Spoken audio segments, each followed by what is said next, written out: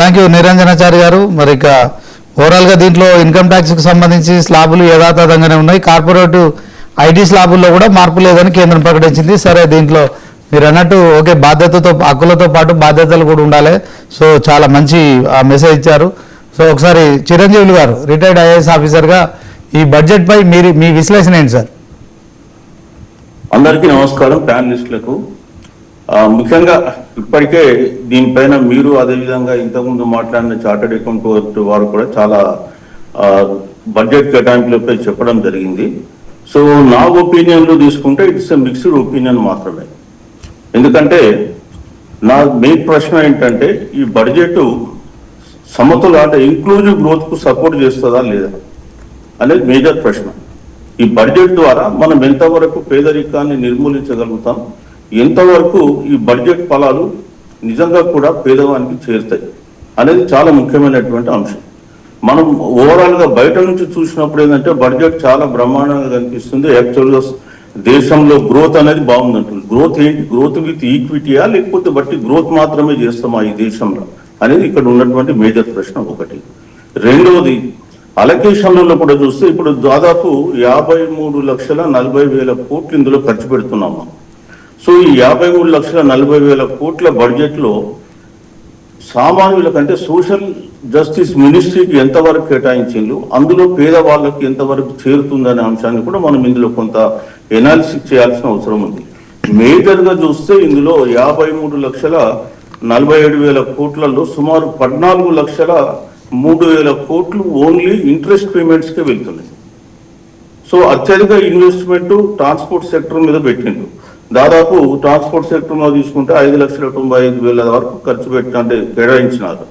అయితే దాంట్లో మీరు అన్నట్టుగా ఏంటంటే 7 హై స్పీడ్ రైల్ కారిడార్స్ ఉన్నాయి. అందులో హైదరాబాద్ 3 కారిడార్స్ హైదరాబాద్ నుంచి వెళ్తున్నాయి. Pune to Hyderabad, Hyderabad to Bengaluru, Hyderabad to Chennai. So ఆ విధంగా కొంత ఇన్వెస్ట్మెంట్లో ఉంది సార్. మరి హై ఇన్వెస్ట్మెంట్ ఉన్నంత మాత్రాన, హై గ్రోత్ వచ్చినంత మాత్రాన అది అందరికీ ఆ గ్రోత్ ఫలాలు అందుతాయనేది ఇక్కడ మేజర్ మన $1 మిలియన్ వచ్చిన ఆ విషయాన్ని మనం గుర్తుపెట్టుకోవాల్సిన అవసరం ఉంది. రెండవది, యూనివర్సల్ హెల్త్ యాక్సెస్ పాలసీ అంటూ ఏం లేదు. గతంలో ఏది ఉందో హెల్త్ పాలసీలు సేమ్ థింగ్ కంటిన్యూయేషన్లు తప్ప ఆరోగ్య రంగంలో అందరికీ పెద్దగా అనుకున్నంత గొప్పగా ఇందులో ఏం కేటాయింపులు కూడా ఏమి లేవు. అదేవిధంగా ఎడ్యుకేషన్ సెక్టర్లో కూడా పెద్దగా ఏం లేదు. తర్వాత స్కిల్ డెవలప్మెంట్కు కొంత ప్రోత్సాహం ఇస్తున్నారు అక్కడక్కడ కానీ. బట్ ఈ దేశంలో ఏంటంటే మేజర్ ప్రాబ్లం ఏంటంటే అన్ఎంప్లాయ్మెంట్. ఇవాళ ప్రపంచంలో అత్యంత యంగెస్ట్ నేషన్ ఏంటంటే ఇండియా. దాదాపు 25 to 35 ఏజ్ గ్రూపులు ఉన్నారు. 45 కోట్ల జనాభా ఈ దేశంలో ఉన్నారు. సో ఇంత జనాభా ఉన్న దేశానికి మనం ఏ విధంగా ఒక ఎంప్లాయ్మెంట్ స్ట్రాటజీ ఉండాలి. ట్రైనింగ్ ఇచ్చేయడం సరిపోదు. ట్రైనింగ్ ఇస్తారు, మళ్ళీ రోడ్డు మీద పడిపోతారు వాళ్ళు. ఎందుకంటే వాళ్ళకి మళ్ళీ ఉద్యోగాలు దొరకకపోతే ఇబ్బంది అవుతుంది. సో గ్యారంటీలు మనం వాళ్ళకి ఏం చేయగలుగుతున్నాం ట్రైనింగ్ తర్వాత అనేటువంటి విషయాలను కూడా మనం గుర్తుపెట్టుకోవాలి. తర్వాత మీరు ఇప్పుడు టెక్నాలజీలో కొత్త రంగాలను కూడా తీసుకొస్తున్నారు, బాగానే ఉంది. So at the same time మీరు ఇప్పుడు టెక్స్టైల్ సెక్టర్కే వద్దారు. టెక్స్టైల్ సెక్టర్లో మీరు దాదాపు 6,000 కోట్ల వరకు కేటాయించినారు, 5,800 crores అనుకుంటా. అయితే ఇందులో ట్రెడిషనల్ ఇండస్ట్రీ హ్యాండ్లూమ్స్కి ఏమి ఇచ్చినారు? 200 కోట్లు ఇచ్చినారు. హ్యాండీక్రాఫ్ట్స్కి ఏమి ఇచ్చినారు? 250 కోట్లు. దేశంలో అగ్రికల్చర్ తర్వాత అత్యధికంగా ఆధారపడేటువంటి వర్గాలు హ్యాండ్లూమ్స్, అదేవిధంగా ఈ హ్యాండీక్రాఫ్ట్ సెక్టర్ సంబంధించిన వీళ్ళకి ఏమి ఇచ్చారంటే మొత్తం ఇద్దరికి కలిపి 450 కోట్లు. So that is how rulers యొక్క యాటిట్యూడ్ తెలియజేస్తుంది.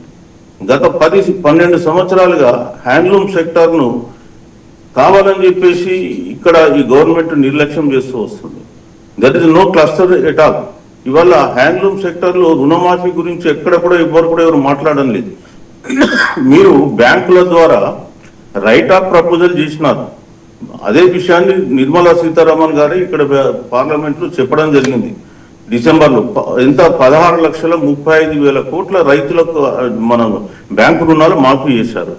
మరి మామూలు హ్యాండ్లూమ్ వీవర్స్కు ఒక దేశవ్యాప్తంగా ఎంత అంటే మాట 1,000-1,500 కోట్లు ఉంటాయి. దాన్ని మాత్రం మాఫీ చేయడానికి మనసు రాదు. మీకు చెప్తున్నాను ఒకటి ఎట్లా ఉంటుంది యాటిట్యూడ్ అనేది. సో అట్లానే ఇందులో ఎంఎస్ఎంఈ అన్నారు, బ్యాంకు రుణాలు. మీరు బ్యాంకు రుణాలు, ముద్రా రుణాలు తీసుకుంటే గత 12 సంవత్సరాలుగా వీళ్ళు వచ్చిన తర్వాత పెట్టిన తర్వాత దాదాపు 40 లక్షల కోట్ల రుణాలు ఇస్తే అందులో బీసీల వాటా కేవలం 20-21% దాట్లే, ఎస్సీ ఎస్టీల వాటా కలుపుకుంటే కూడా 7-8% ఇది ఇద్దరిది కలిపి మెజారిటీ 60%, 65% వాటా అగ్రవర్ణాలకు చెందినటువంటి వాళ్ళకి వెళ్తుంది. ఈ డాటా వాళ్ళే ఇచ్చారు, గవర్నమెంట్ ఆఫ్ ఇండియా, మనం చెప్పింది కాదు.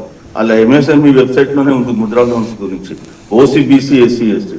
అంటే ఈ దేశంలో ఏది చేసిన ఆ స్కీమ్ ఫలితాలు, అంతిమ ఫలితాలు అనేది ఆధిపత్య కులాలకు, అగ్రవర్ణాలకే చెందుతున్నాయని నేను చెప్తున్నాను. Right. సో అయిపోతే రెండవది ఏంటంటే, హైదరాబాద్ కు సంబంధించినంత వరకు తెలంగాణకు ఏం బెనిఫిట్ ఏంటంటే, కొంత మీరు అటల్ స్కీమ్ లో ఒక 9,000 కోట్లు ఏదో కేటాయించినారు, దానివల్ల కొంత లాభం ఉంటే ఉండొచ్చు అటల్ స్కీమ్ది. రెండవది ఏమిటంటే, మనకు ఈ రైల్ కారిడార్స్ వల్ల కూడా కొంత లాభం అయితే, కానీ ఇమీడియట్ గా అది వచ్చేది ఏమిటో చాలా టైం తీసుకుంటుంది.